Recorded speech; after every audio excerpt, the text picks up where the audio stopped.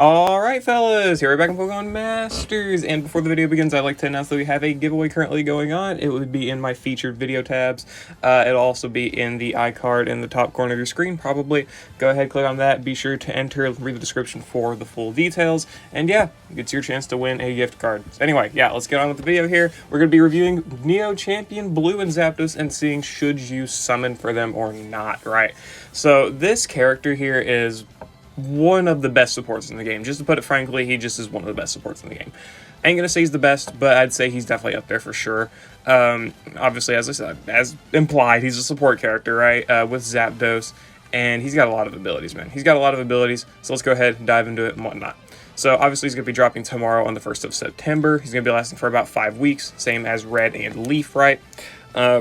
He has the EX roll of a Special Striker, which is definitely the most useless of all of them. Out of between Leaf and Red and him, I'd say he's definitely the most useless in terms of the EX roll. But I'm pretty sure that EX roll does enable you to get rebuff AoE, because as does Red and Leaf, how they have rebuff, Blue also has it. Whenever his attack move is successful in battle, and when using his sync move. So I feel if he has a Special Striker EX roll, if his sync move becomes AoE, then it'll lower all enemy rebuff by to their second stage. So this could be good for that, but outside of it, not really so much. But yeah, looking at the stats here as well, he's got 679 HP, 302 in both defenses, 156 in both offenses, 356 speed. Good speed and good defensive stats. Obviously not great offensive stats. Kind of how that goes. Though they do actually want you to kind of build up for using him with a little bit of offense. Not only because of the Special Strike, but because of some grid nodes here, but we'll get into that into a little bit, but we'll keep it out for now. And also, do consider that with these EX roll stats, as well as the 6-star EX stats, plus 40 attack here will put him at about, 200, we'll say, and then plus another will put him at about 250. So he can actually get really high attack if you are willing to, like, upgrade him and whatnot. So, I mean, you could get to good numbers with his, obviously not just his attack, but all of his stats, right? But you could actually upgrade his attack with the level 150, EX roll, all that stuff. But looking at his passives, he has the Kanto Flag Bearer, which is obviously like the most generic of all of the master passives, right? Except like Teamwork, I think, where it powers up all ally moves by 10% and reduces damage by 20%, unconditional, so it's not physical or special split. This is just straight up all damage. So yeah, it can be a maximum of 30% power and 20% or 26% damage reduction. So can be good for sure if you can get those Kanto allies, right? And you can definitely get Kanto allies, because if you run him with Signasuit, Thunderbolt Red, and Ash, well, you just got yourself like one of the best teams in the game, if not the best team in the game. So yeah, well, among them, right? That's a really fucking strong setup. That's a really strong setup. Anyway, he's also got his Pride of Palette passive skill, which raises the defense and special defense of all allies by 1 when his attack move is successful, which he has Discharge here for his attack move, which has, 3 gauge move, 92 base power, AoE move, and 30% paralysis chance. Not the greatest, right? But, I mean, you can definitely make up for this, because he also applies free moves next after using his attack move. Yeah, or after his attack move is successful, I should say. So not only are you able to infinitely queue up discharges, but you've also got the paralysis and your defensive buffs as well. So that's good. And he's got a 30% chance to flinch when the user's attack move is successful, and since it's in a passive skill and not within the actual ability of discharge, it's not split between multiple targets, right? So you have a 30% unconditional chance to flinch all enemies at once. As well as, of course, raising all ally defenses and giving yourself infinite free moves next. Sure, buddy. Whatever. Not crazy at all. And then, as we said, he has the Roaring White Lightning passive skill, where he lowers rebuff when his attack move is successful, and rebuff whenever his sync move is successful. So there is that. And he's got his team sync moves power up 2, which powers up the sync moves of all allies by 20%. So just an unconditional power buff to your sync move at base. That's a really good ability for sure. Even if it's just 20%, that could be a really strong multiplier. Okay, he's also got Discharge, as we said. X Speed All Plus. Raises all allies' speed by 3. really good ability here. We've needed a dedicated speed support for a while. It's taken us a while to get one that's like kind of reliable. So Blue being able to do all this speed support is amazing. So you got the speed for a ton of good gauge. He's got free moves next for himself. So you're not going to be having gauge problems with this guy. It's very unlikely. Very unlikely. And then he's got his trainer move here, which raises the crit of all allies by 3. Uses a maximum of 3 gauge slots, and the more it is used, the more it raises special attack of all allies up to +6, and then it increases the special moves next of all allies by 2. So using 3 gauge, you get +3 crit, +6 special attack, and +2 special moves next for all allies, just in one turn. That's fucking stupid, dude. What the hell? That's a great ability, dude. Being able to max both special attack and crit in one turn means that your other allies can just start going for attacking moves like literally right off the rip. Just straight up going for them. Wham, wham. Just keep landing these high power attacking moves just so damn quickly. It's so good. And of course the special moves next is great as well for a good boost in that initial attack that your allies may use.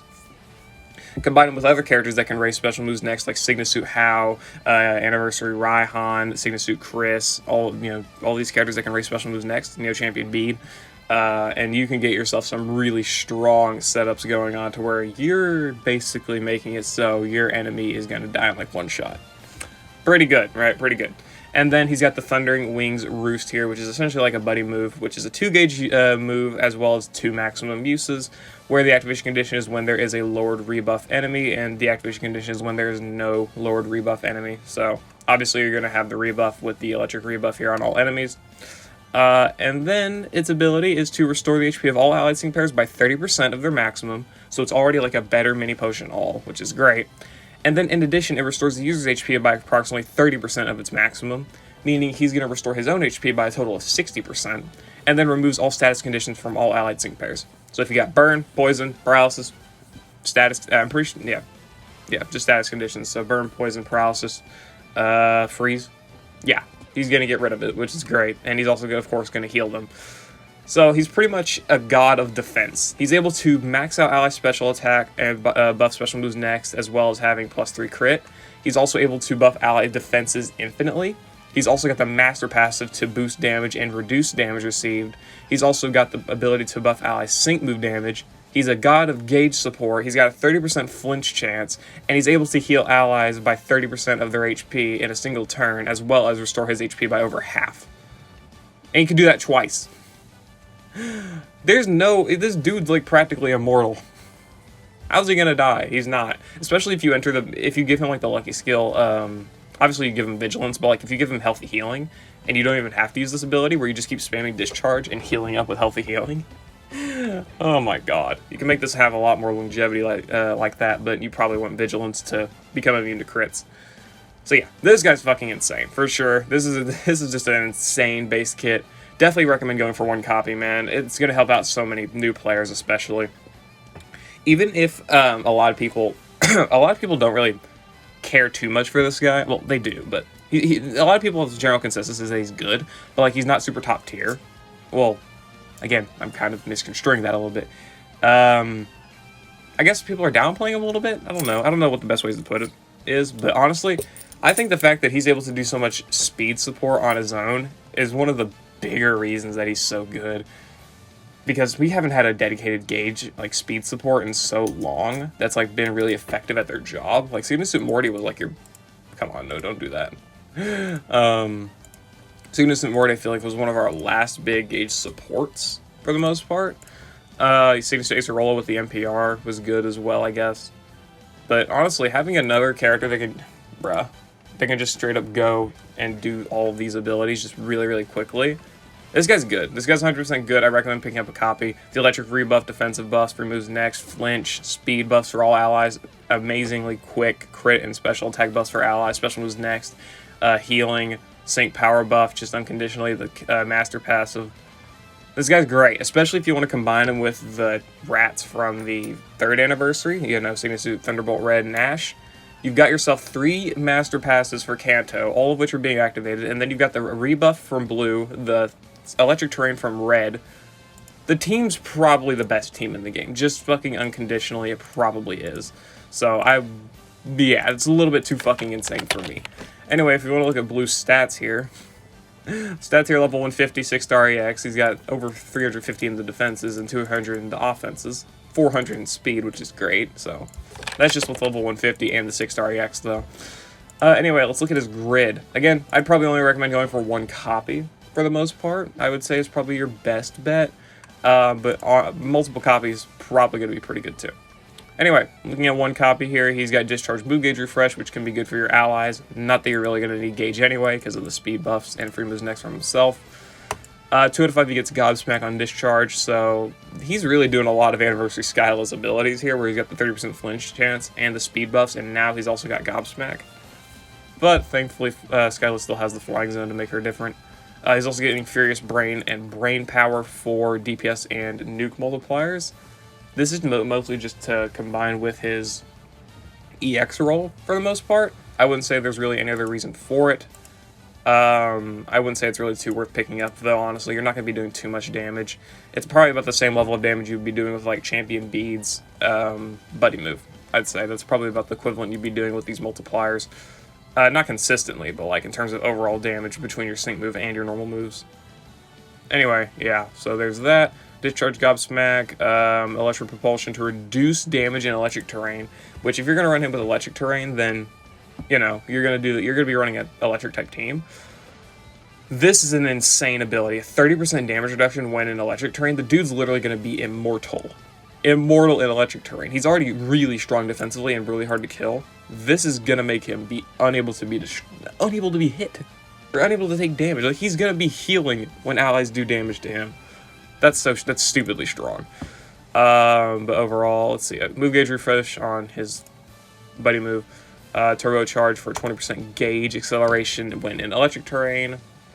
Then Hostile Environment 2, which makes this a 90% chance, which is good because it's AoE, so you actually can now get pretty consistent paralysis buffs off with this if you have Hostile Environment. So, pretty decent abilities, I would say, at 2 out of 5, but nothing super crazy that I'd say is mega worth picking up. Like, obviously the DPS stuff is insane. Paralysis isn't really all that important. You can get other allies to do it for you.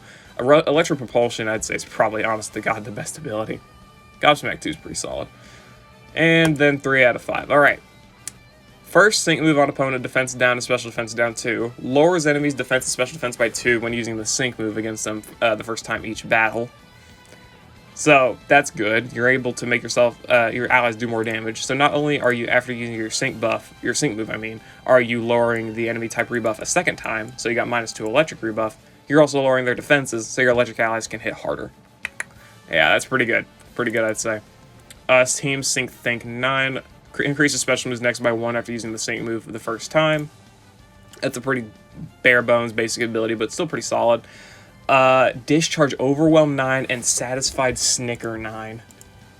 That's... Now he's able to debuff both offenses to make it so your team's even more immortal. This blue is great at making it so your team cannot take damage. I would say that is literally his best ability. He's literally making your team immortal with this setup here. Not this team Sync Think, but if you get both of these, have all of your defenses maxed, have the damage reduction for your Kanto passive, not even considering the healing you're able to do, but then you also are able to debuff enemy defense, buff your allies' special attack and special moves next extremely quickly, and with your Sync Move, the enemies are just gonna die. They're not gonna be able to do any damage to you, and they're gonna die. And this is all AoE, of course, because Discharge is an AoE move. Oh, brother. Initial Guard, who cares? Vigilance, who cares? Synchro Healing, that can actually be decent. Impervious, okay. Honestly, for the grid, the big things that he's getting here are the defenses down on the Sync Move, which are good abilities, but honestly, since it's only -2 and only for your first sync, it's not the craziest thing ever. It's really not. It can be good for sure, but I'm not going to pretend it's super insane. The Discharge debuffs are honestly the best things that he gets here at 3 out of 5, I would say. And these are good abilities. All of these abilities are good for sure, but none of these abilities are super spectacular, insane that propels Blue to a new level of godhood. But they are good for sure.